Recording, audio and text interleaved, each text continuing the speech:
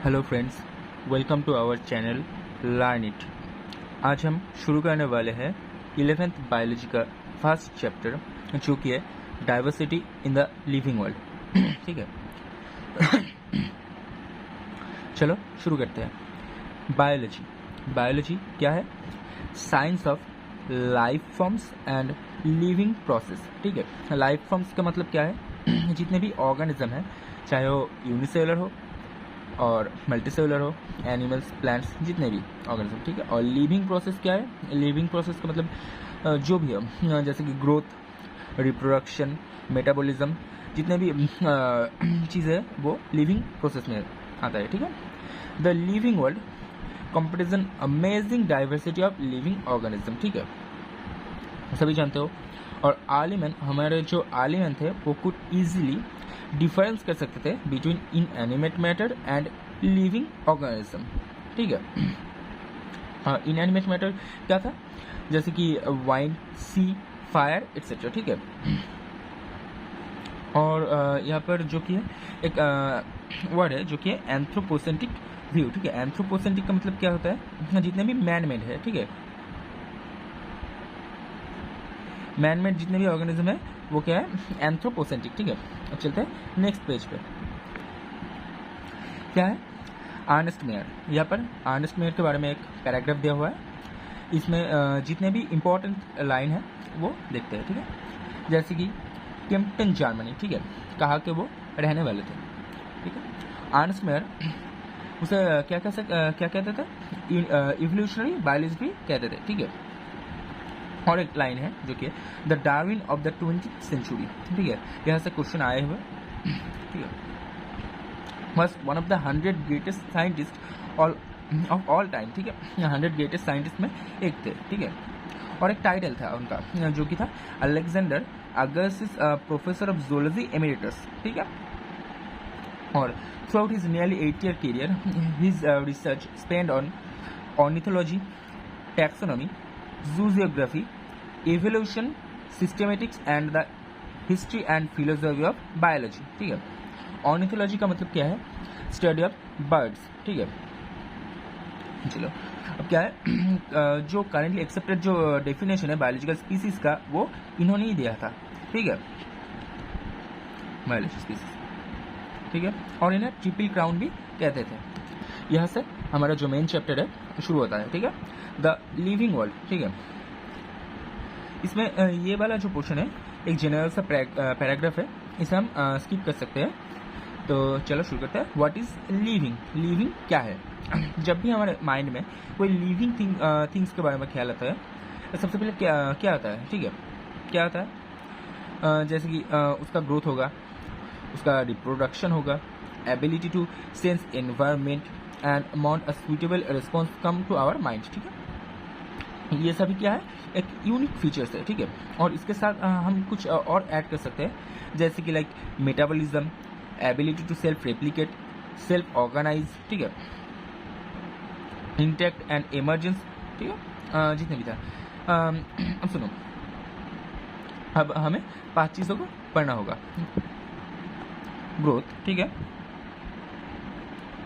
उसके बाद रिप्रोडक्शन, उसके बाद मेटाबॉलिज्म, सेलुलर ऑर्गेनाइजेशन, कॉन्शियसनेस। ठीक है, तो हम कह सकते हैं इसमें जो ऊपर वाला जो चीज़ है ये क्या है? Non defining property. ठीक है,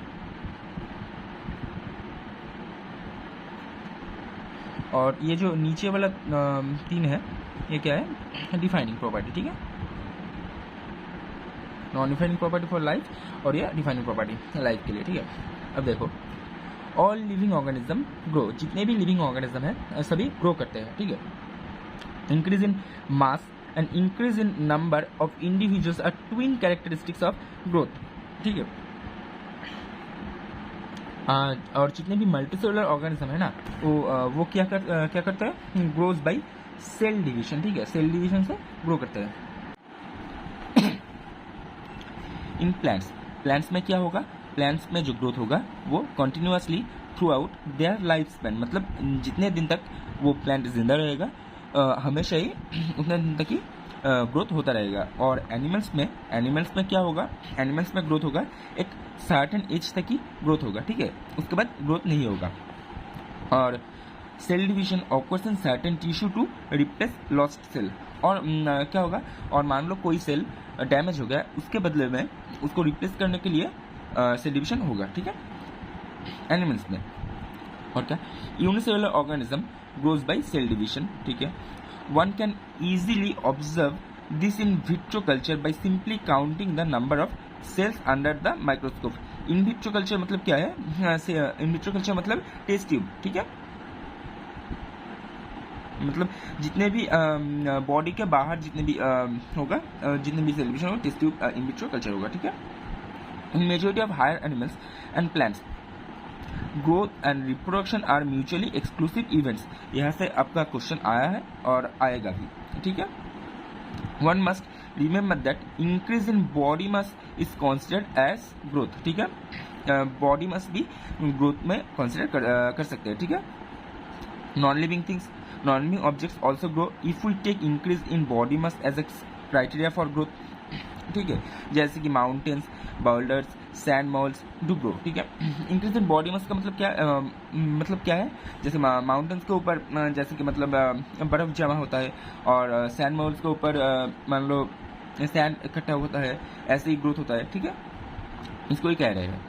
However, this kinds of growth exhibited by non-living object is by accumulation of material on the surface, ठीक है, जैसे कि सैंड हो गया, बट और बर्फ हो गया, ऐसे ही, ठीक है।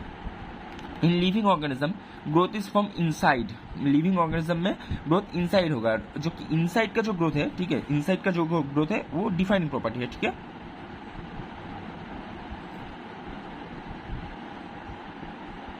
इनसाइड का ग्रोथ डिफाइनिंग प्रॉपर्टी होगा, और जो बाहर का जो ग्रोथ है, एक्सटर्नल ग्रोथ, वो नॉन डिफाइनिंग प्रॉपर्टी, ठीक है। Growth therefore can not be taken as defining property, growth defining property में नहीं होगा।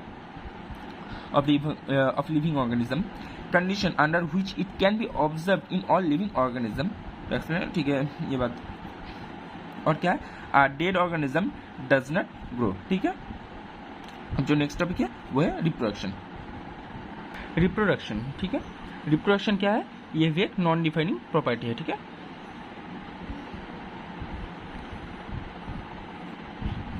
नॉन डिफाइनिंग प्रॉपर्टी है, ठीक है। क्या है, हम जब भी कोई मल्टी सेलुलर ऑर्गेनिज्म है, उसमें reproduction refers to the production of progeny possessing features more और less similar to this of parents, ठीक है। मोर रिप्रोडक्शन से क्या होता है, मोर और लेस सिमिलर प्रोजेनी प्रोड्यूस होते हैं, किसमें, अगर हम सेक्सुअल रिप्रोडक्शन रेफर करें तो, ठीक है।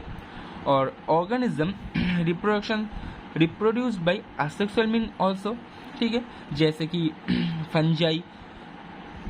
और असेक्सुअल रिप्रोडक्शन में क्या होता है, असेक्सुअल रिप्रोडक्शन में एग्जैक्ट पेरेंट के एग्जैक्ट होता है, जैसे कि कॉपी, मान लो क्लोन होता है, ठीक है, जैसे कि fungi multiply and spread easily due to millions of asexual spores, ठीक है। In lower organism like yeast and hydra we observed budding, ठीक है। इन प्लानेरिया जो कि है flatworms we observe true regeneration. True regeneration का मतलब क्या होता है, मान लो ये एक फ्लैटवर्म है, ठीक है, इसमें हम ये पोर्शन कट गया, ठीक है, इतना सा, इस वाले जो पार्ट्स है, इस वाले पार्ट से नया जो कि है प्लानेरिया प्रोड्यूस होगा, ठीक है, इसको हम ट्रू रीजनरेशन कहते हैं, ठीक है। और जैसे कि fragmented organism regenerates the lost part of its body and becomes a new organism, ठीक है। The fungi, filamentous algae and the protonema of moss all easily multiply by fragmentation। यहाँ से आप बहुत बार क्वेश्चन आ चुका है, fungi, filamentous algae and protonema of moss easily fragmented by fragmentation, easily multiply by fragmentation, ठीक है। when it comes to unicellular organism like bacteria, unicellular algae और amoeba, reproduction is synonymous with growth। हम पहले भी कहते हैं growth और जो कि सेल मस ग्रोथ और सेल मस जो कि एक ही चीज़ था, यहाँ पर भी ग्रोथ और रिप्रोडक्शन एक ही है। क्योंकि देखो, अगर हम यूनिसेलर ऑर्गेनिज्म मानो, यूनिसेलर ऑर्गेनिज्म का ग्रोथ कैसे होगा, रिप्रोडक्शन कैसे होगा, ये डिवाइड होगा, सेल दो होगा। ऐसे ही ग्रोथ और रिप्रोडक्शन एक ही चीज़ है, ठीक है। वी हैव ऑलरेडी डिफाइंड, यहाँ पर देखो, we have already defined growth as equivalent to increase in cell number और मास, ठीक है। Hence, we notice that single cell organisms are not very clear about the usage of these two terms, growth and reproduction, ठीक है। अब क्या है, many organism, बहुत सारे ऑर्गेनिज्म हैं जो कि रिप्रोडक्शन नहीं कर सकते, जैसे कि म्यूल्स, स्टेराइल वर्कर बीज, इनफर्टाइल ह्यूमन कपल्स, ठीक है। यहाँ से भी आपका क्वेश्चन आ चुका है, ठीक है। इसको हम शॉर्ट में क्या कह सकते हैं, मस्ती, MUSTI, ठीक है। एम्यू से म्यूल, ST से स्टेल वर्कर बीज और I से इनफर्टाइल ह्यूमन कपल्स, ठीक है। So reproduction also cannot be an inclusive defining characteristics of living organism, ठीक है। Of course, no non-living object is capable of reproducing or replicating by itself, ठीक है। non-living objects तो reproduction नहीं कर सकते, ठीक है। अब चलते हैं नेक्स्ट टॉपिक जो कि मेटाबॉलिज्म। मेटाबॉलिज्म क्या है, ये एक डिफाइनिंग प्रॉपर्टी है, ठीक है। ये डिफाइनिंग प्रॉपर्टी है, ठीक है। और जितने भी ऑर्गेनिज्म है, all organism are made up of chemicals, ठीक है। जितने भी ऑर्गेनिज्म है केमिकल से होता है, ठीक है। दिस केमिकल्स क्या है, स्मॉल भी हो सकता है, big, belonging to the various classes, size और फंक्शन, जो भी हो सकता है, ठीक है। सेल के अंदर क्या होता है, constantly being made and change into some other biomolecules, ठीक है। This conversation are chemical reaction और मेटाबॉलिक रिएक्शन, ठीक है। There are thousands of metabolic reactions occurring simultaneously inside all living organisms, ठीक है। वो क्या हो सकता है, वो चाहे यूनिसेलुलर भी हो सकता है, मल्टीसेलुलर भी हो सकते हैं। थाउजेंड्स ऑफ केमिकल रिएक्शन हमारे सेल के अंदर होता ही रहता है, ठीक है। यूनिसेलुलर, मल्टीसेलुलर, ठीक है। All plants, animals, fungi and microbes exhibit metabolism. जितने भी लिविंग ऑर्गेनिज्म है उन सभी में मेटाबॉलिक रिएक्शन होगा ही होगा, ठीक है। The sum total of all the chemical reactions occurring in our body is metabolic reaction, metabolism, ठीक है। जितने भी केमिकल रिएक्शन होता है हमारे बॉडी के अंदर उसको हम एक साथ मेटाबॉलिज्म कह सकते हैं, ठीक है। No non living objects exhibit metabolism, ठीक है। Metabolic reaction can be demonstrated outside the body in cell free system, ठीक है। मेटाबॉलिक रिएक्शन बॉडी के बाहर भी कर सकते हैं, जैसे कि टेस्ट ट्यूब में जो भी होता है, लैब में जितने भी रिएक्शन होता है, ठीक है। क्या है, an isolated metabolic reaction outside the body of an organism performed in a test tube is neither living nor non living, ठीक है। लिविंग भी कह सकते हैं और नॉन लिविंग भी कह सकते हैं, ठीक है। While metabolism is the defining features of all living organism, ठीक है, without exception, isolated metabolic reaction in vitro are not non-living things but surely in living reaction, ठीक है। क्यों, जितने भी मेटाबॉलिक रिएक्शन है इन विट्रो मतलब बॉडी के बाहर, are not living things but surely living reaction, क्योंकि जो मेटाबॉलिक जो रिएक्शन होता है ना, रिएक्शन तो लिविंग रिएक्शन है ना, इसलिए हम उसे लिविंग रिएक्शन कह सकते हैं बट लिविंग थिंग्स नहीं कह सकते। आइसोलेटेड जितने भी मेटाबॉलिक रिएक्शन होता है, ठीक है, अगर वो बॉडी के अंदर ही होगा उससे हम लिविंग थिंग्स कह सकते हैं, ठीक है। नेक्स्ट क्या है, सेलुलर ऑर्गेनाइजेशन। ये क्या है, ये भी एक डिफाइनिंग प्रॉपर्टी है, ठीक है।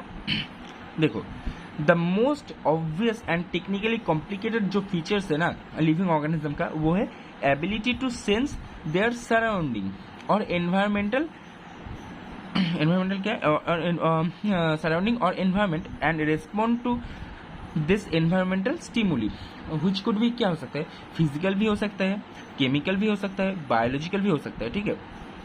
We sense our environment through our sense organs, ठीक है। Plants responds to external features like external factors like light, water, temperature or other organism and pollutants, ठीक है, etc.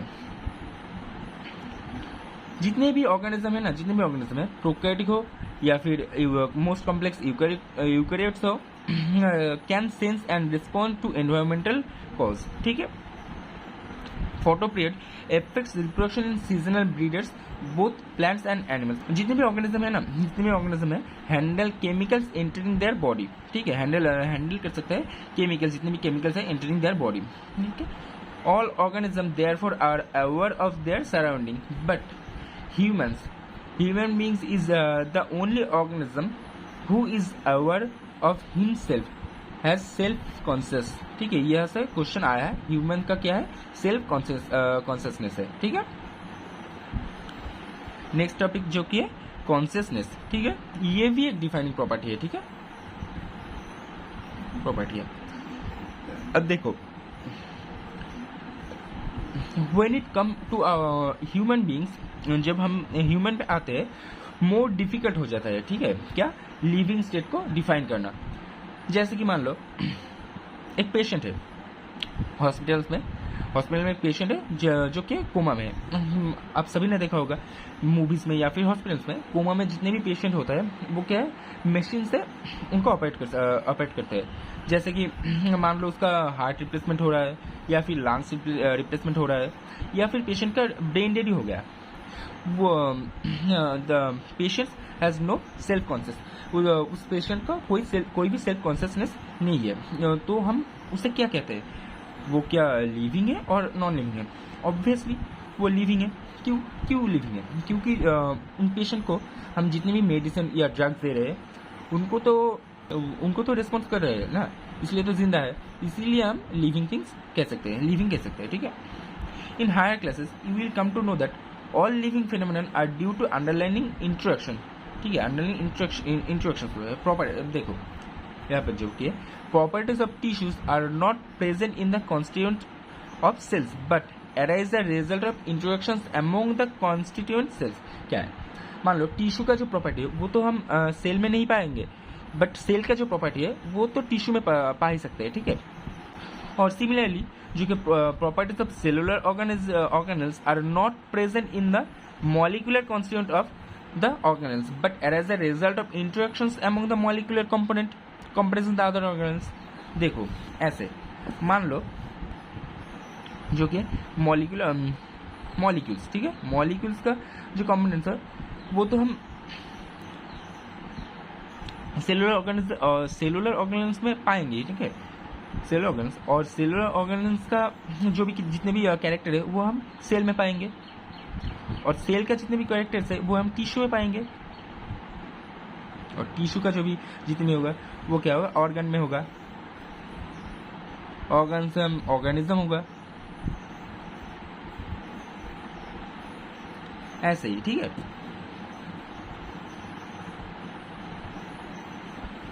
ठीक है, ये जितने भी इंटरेक्शन है result in emergent properties at a higher level of organization, ठीक है। अब देखो यहां से हम क्या कह सकते हैं, जितने भी लिविंग ऑर्गेनिज्म है वो क्या करेगा, सेल्फ रेप्लिकेटिंग करेगा, evolving and self regulating interactive system capable of responding to external stimuli होगा, जैसे सेल्फ रेगुलेटिंग एंड ठीक है, एक्सटर्नल स्टिमुली, ठीक है। और क्या, बायोलॉजी इज द साइंस, देखो biology is the story of life on earth, ठीक है। और क्या है, biology is the story of evolution of living organism on earth, ठीक है। इस दोनों ही लाइन से क्वेश्चन आया है, ठीक है।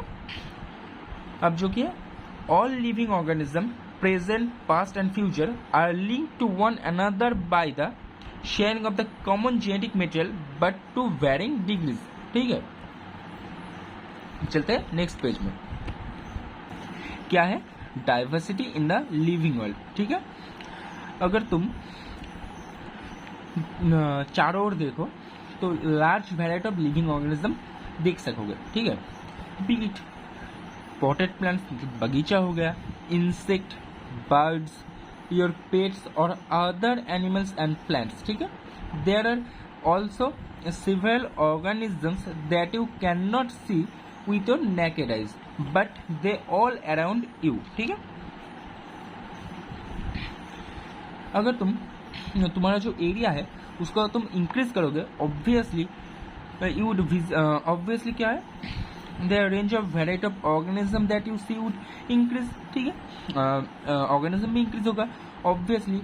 अगर तुम डेंस फॉरेस्ट में जाओगे तो वहाँ पर क्या है, greater number of living organism देखोगे, ठीक है।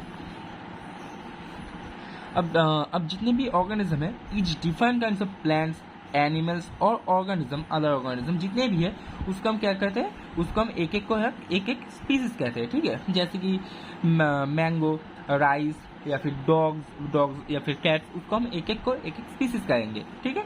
The number of species that are known and described range between 1.7 to 1.8 million। यहाँ से बहुत बार क्वेश्चन आ चुका है, ठीक है। और इसमें जो कि है 1.2 मिलियन एनिमल्स है और 0.5 मिलियन जो कि प्लांट्स है, ठीक है, approx. This refer to biodiversity. Biodiversity किससे कहते हैं, जितनी भी ऑर्गेनिज्म है उसको हम एक साथ बायोडाइवर्सिटी भी कह सकते हैं, और the number and types of organism present on earth, ठीक है। वी रिमेंबर दैट क्या है, we explore new areas and even old ones, new organisms are continuously being identified. हम अगर नए एरिया में जाएंगे और इवन ओल्ड एरिया में भी जाएंगे तो उसमें क्या होगा, नया स्पीसीज ओके कॉन्स्टेंटली आइडेंटिफाइड होता रहेगा, ठीक है। अब देखो, as started earlier there are millions of plants and animals in the world, ठीक है। We know plants and animals in our own area by the local names. क्या है, अगर मान लो कोलकाता में कोई प्लांट्स या एनिमल्स का नाम है, मान लो ए, ठीक है, वही दिल्ली में उसी प्लांट का नाम हो गया मान लो बी, ठीक है। तो उसमें तो कौन सा कन्फ्यूजन होगा ही, ठीक है। इसको ही कह रहे हैं, we know plants and animals in our own area by the local names. This local names would vary from place to place, जो कि कोलकाता दिल्ली में प्लेस टू प्लेस वेरी हो गया, और even with in a country, ठीक है। इसमें तो कन्फ्यूजन होगा ही। एक ही मान लो एक ही ऑर्गेनिज्म का हम दो नाम से बोल रहे हैं, उसमें तो कन्फ्यूजन होगा। इसके लिए क्या करना पड़ेगा, इसके लिए उस ऑर्गेनिज्म का कोई एक पर्टिकुलर एक ही नाम देना पड़ेगा, ठीक है। उसको हम क्या कहते हैं, नोमेनक्लेचर। नोमेनक्लेचर क्या है, there are is need to standardize the naming of living organism such that a particular organism is known by the same name all over the world. This process is called nomenclature. Nomenclature क्या है, एक particular organism का एक ही naming होगा जो क्या है पूरे वर्ल्ड में एक ही नाम से पहचाना जाएगा, ठीक है। ऑब्वियसली नोमेनक्लेचर कैसे होगा, नोमेनक्लेचर अगर होगा तो उसके पहले क्या है, उस ऑर्गेनिज्म को हमें आइडेंटिफाई करना पड़ेगा, ठीक है। क्या ये क्या है, अगर प्लांट है या फिर एनिमल है, ये किस में जाता है, कौन सा स्पीसीज में जाता है, ठीक है। ये हमें आइडेंटिफाई करना पड़ेगा। इसके लिए उसे क्या इसे हम आइडेंटिफिकेशन कहते हैं। क्या है, ऑब्वियसली नोमेनक्लेचर और naming is only possible when the organism is described correctly and we know to what organism the name is attach to, ठीक है। किस कौन सा ऑर्गेनिज्म का क्या नाम देना होगा, इसके लिए आइडेंटिफिकेशन करना पड़ेगा। इसे हम क्या कहते हैं, आइडेंटिफिकेशन, ठीक है। तो सबसे पहले क्या होगा, आइडेंटिफिकेशन होगा, उसके बाद नेमिंग होगा नोमेनक्लेचर, और उसके बाद क्या है, क्लासिफिकेशन होगा, ठीक है, ICN। यही ट्रेंड है, ठीक है, इससे क्वेश्चन आता है, ठीक है।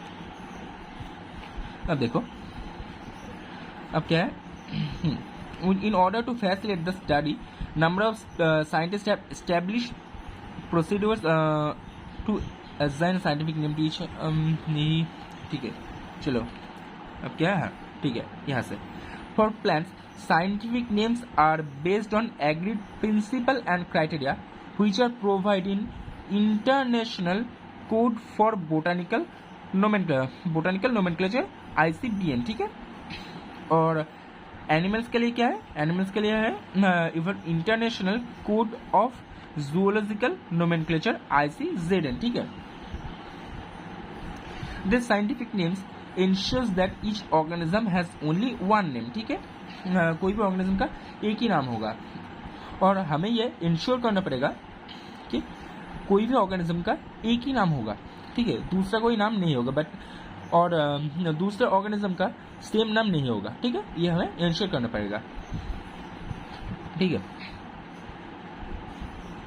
अब क्या है, नोमेनक्लेचर कैसे करते हैं, ठीक है। Biologist follow universally accepted principle to provide scientific names to known organism, ठीक है। Each name has two components, क्या क्या है, एक है जेनेटिक नेम और एक है स्पेसिफिक एपिथेट। जेनेटिक नेम क्या है, जेनेटिक नेम है एक ग्रुप ऑफ कैरेक्टर्स है, ठीक है, ऑफ कैरेक्टर्स और स्पेसिफिक एपिथेट का मतलब क्या है, एक इंडिविजुअल कैरेक्टर्स, ठीक है,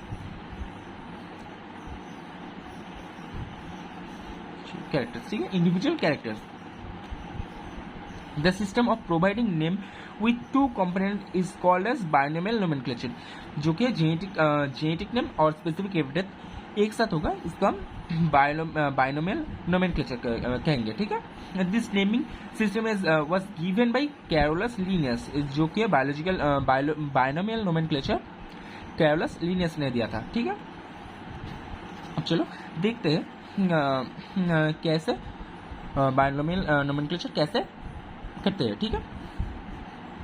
मान लो मैंगो के लिए देखते हैं, ठीक है।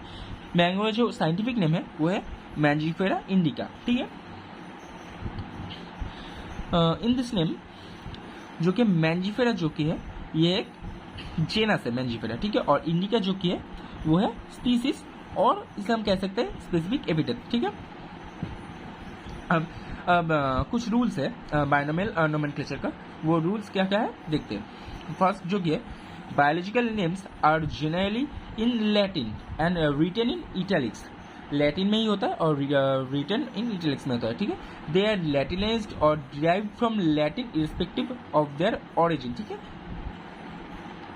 नेक्स्ट क्या है, द फर्स्ट जो वर्ड है biological name represents the genus, जो कि मैंजीफेरा जेनस, और while the second components denoted the specific epithet, जो कि क्या है इंडिका, ठीक है, इंडिका। थर्ड जो कि both the words in biological name when hand written are separately underline, अगर आप लिखोगे जैसे कि मान लो ऐसे मैंजीफेरा इंडिका NDICA, तो उसमें क्या होगा, सेपरेटली अंडरलाइन करना पड़ेगा मैंजीफेरा और इंडिका ऐसे, ठीक है। और अगर आप प्रिंट करोगे तो इटैलिक्स में लिखना पड़ेगा, ठीक है, to indicate their Latin origin, ठीक है।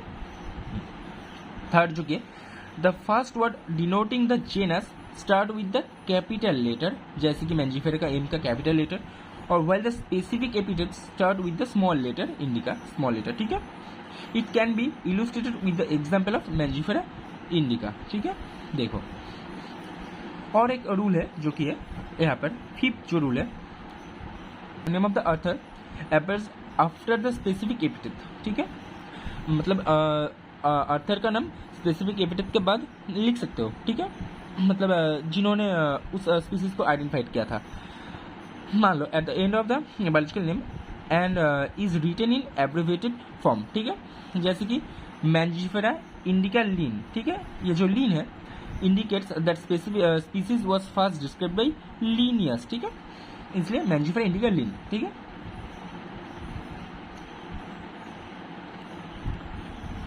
अब क्या है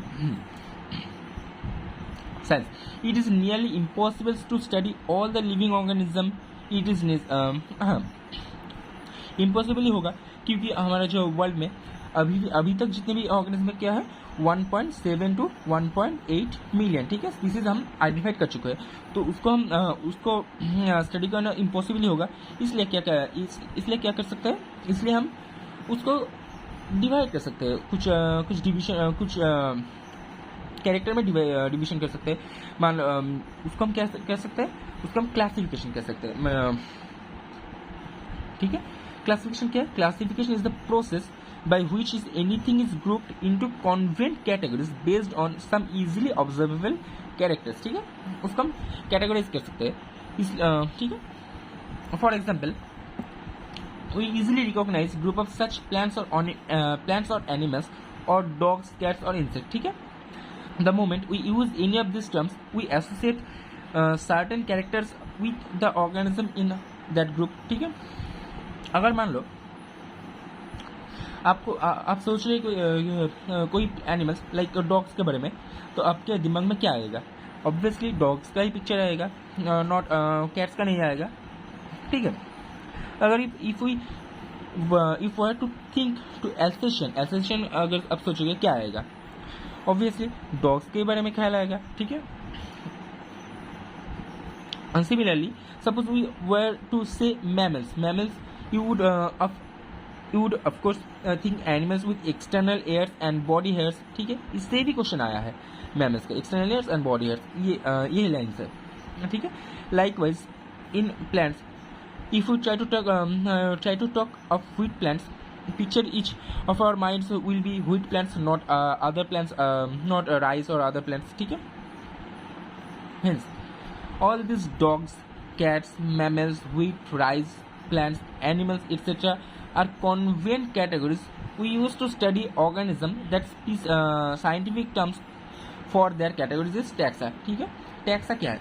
देखो इंपॉर्टेंट है, taxa क्या है? ठीक है, taxa मतलब जितने भी ऑर्गेनिज्म, मान लो कैट्स, डॉग्स या फिर एनिमल्स, प्लांट्स, जितने भी ऑर्गेनिज्म वो क्या है? एक एक टैक्सा है. ठीक है, जैसे कि मान लो यहाँ पर क्या है? किंगडम, फाइलम, उसके बाद क्लास, उसके बाद ऑर्डर, फैमिली, जेनस, स्पीसीज. ठीक है, ये क्या है? एक एक टैक्सोनॉमिकल कैटेगरीज है. ठीक है, इसको हम रैंक कह सकते हैं, अरे रैंक. ठीक है, और इसके रेफरेंस में किंगडम मान लो प्लांट्स. ठीक है, प्लांट्स ये वाला जो है इसको हम टैक्सा, प्लांट्स एक टैक्सा है. टैक्सा प्लांट्स में मान लो मैंगो के बारे में. ठीक है, प्लांट्स में एंजियोस्पर्म. एंजियोस्पर्म ये भी एक टैक्सा है. क्लास क्या है? क्लास है डाइकोटिलेडोन. ठीक है, डाइकॉट. ऑर्डर क्या है? ऑर्डर जो कि सेपेंडल्स. ठीक है, ये जितने भी है. और फैमिली क्या है? Family anacardiaceae, ANACARDIACE, anacardiaceae. Genus mangifera. Species है इंडिका है. ये जितने भी है ये एक एक टैक्स है. टैक्सा चेंज हो सकता है बट जो कि कैटेगरी है वो चेंज नहीं हो सकता. इसको हम टैक्सा कहते हैं, इसको हम कैटेगरी कहते हैं. ठीक है, टैक्सा में कैटेगरी है. देखो, here you must recognize that taxa can indicate category at very defined levels. Plants also form a taxa. ठीक है, या फिर क्या है? recognize that taxa can indicate category at a very defined level. ठीक है, मान लो इंडिका जो कि एक टैक्सा है, डिनोट कर रहे हैं क्या है? कैटेगरी, स्पीसीज को. और अगर मान लो ये क्या है? डाइकॉट एक टैक्सा है, ये क्या इंडिकेट कर रहे हैं? क्लास को. ठीक है, ऐसे ही taxa can indicates a category. ठीक है, at different levels. Wheat is also taxa. Similarly, animals, mammals, dogs are all a taxa. But you know that dogs is a mammals and mammals are animals. ठीक है, ऐसे ही. Therefore, animals, mammals and dogs represent taxa at different levels. ठीक है, जैसे कि मैंजिफेरा, Anacardiaceae, सेपेंडल्स, ये एक different level का कैटेगरी, एक लेवल का टैक्सा है. ऐसे ही. ठीक है, ये देखो. Hence, based on characteristics, all living organisms can be classified into different taxa. ठीक है, this process of classification is taxonomy. ये जो जितने भी जो प्रोसेस है इसको हम क्या कह सकते हैं? टैक्सोनॉमी. ठीक है, external and internal structure along with the structure of cell development process and ecological information of organism are essential and from the basis of modern taxonomic studies. modern taxonomy में क्या है?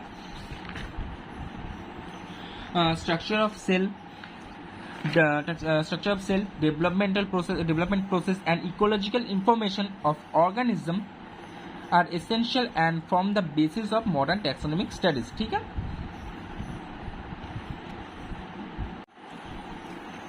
क्या है? Hence, characterization, identification, classification and nomenclature are the process that are basics of to taxonomy. क्या क्या है?